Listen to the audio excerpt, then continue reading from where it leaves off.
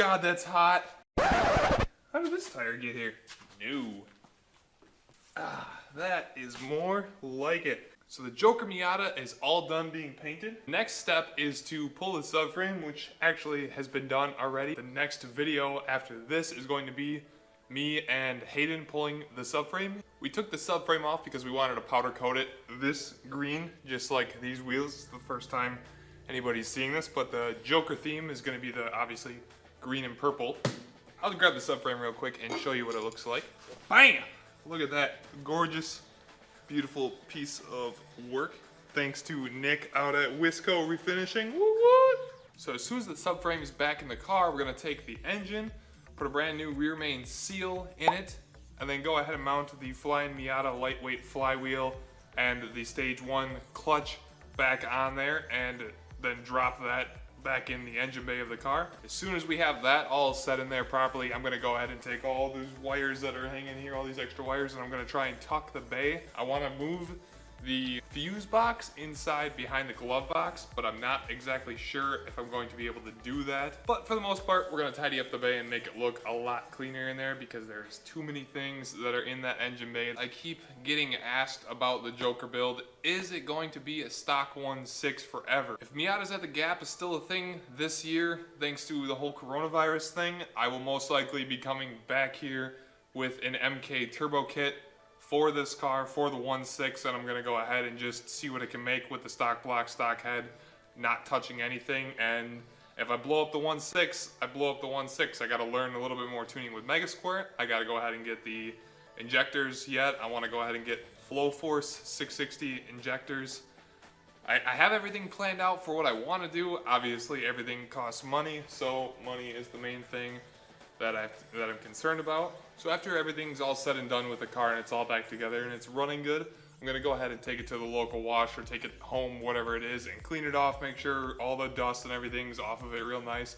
And then I'm gonna go ahead and take a ceramic coating and ceramic coat the whole car. So if some of you don't exactly know what ceramic coating does, what it does is it makes a sacrificial layer between the top of your clear coat and the air. Helps protect against sun fading and help protects against if you get mud thrown up on your car, you can wipe it off. It's a little bit of an added layer of protection, and it really makes your car like pop and shine so much more than it already is. So I want to thank David over at Avalon King because he sent me 2 of these Armor Shield 9 nano ceramic coatings for the car. One I'm going to use on my car, and one, once we get to that point, I'm going to give away to a lucky subscriber. These retail for roughly around $70, I think, right now. It's a little bit on the more expensive side on the ceramic coating stuff, but everything keeps bringing me back to this company. So I'm very happy to be partnered with David, and I thank him very much for sending these out for this sweet, sweet car. We also got a few other things powder coated. I got the upper and lower control arms powder coated. Well, bam! These bad boys right here.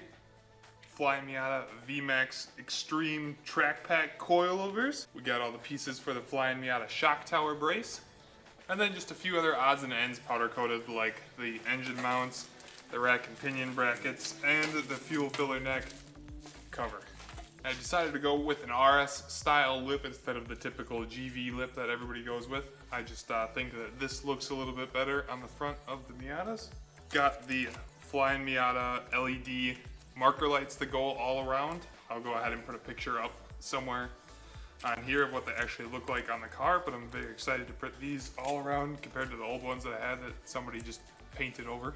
I don't care what anybody says, but Underglow is making a comeback, so I got this sweet kit that my buddy recommended me to get, so I'm gonna go ahead and have that to put under the car as well, make her look and shine and glow for all those sweet extra ponies.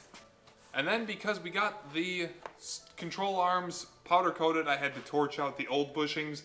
And instead of just going with some normal bushings in the control arms, I decided to go and upgrade a little bit. I didn't want to go to poly bushings because I heard they creak and make a lot of noises if you don't set them up right to grease them.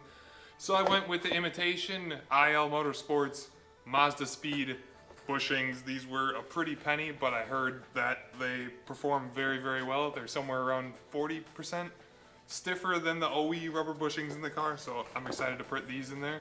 most people have seen on Instagram already, but if you haven't, I'm decided to try and run with some Federal 595 RS RRs this year. I believe they're discontinued and there's RS Pros now. But I heard for the price that these are pretty good tires, so I'm gonna go ahead and try these out on my second set of wheels and see how it goes for this season. So yeah, that's pretty much all I have to talk about on the car, but I'm thinking about potentially doing a few gameplays on this channel. I don't know if I should do it on this channel or if I should put it on a different channel, a separate gaming channel or something like that. Wanted to do either some Assetto Corsa gameplay, some Forza Horizon 4 gameplay, or a different one for a game called Car X Drift, which is a drifting simulator. I've been playing that a little bit lately, and I built a replica of the Joker Miata in there, so that's been a ton of fun with my racing setup and my racing wheel. So let me know what you guys think. If I should upload gameplays, or if I should just focus on my car, just do everything with my car and not mess with anything with games at all. I enjoy playing it, so if you guys want to see it, I'll put it up here for you.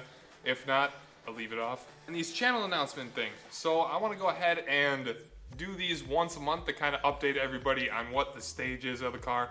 Obviously, Painting Adventures is done now. The car's painted. Things will go back to Foos. Foos and I are going to do a few other things in the future, but for the most part, it's going to be translating into my other friends and everything that are going to be coming here and helping me work on this car here in this sweet, sweet storage unit. And we're going to build it the best we can with the cordless tools we have. I have no air compressor. I'm only using cordless tools here, so wish me the best of luck there. All Milwaukee, though. But yeah, that about sums it up for this channel announcements. If you have any questions, leave them in the comments down below. I was sort of thinking about doing a little thing called Mexico Madness, where I grab some people, like my friend does Trans Am, and we take some trips down to Mexico and go hoon the cars around and do a few cool little things, but obviously just to Mexico because it would be illegal to do it anywhere near us. That would be very wrong. Very wrong.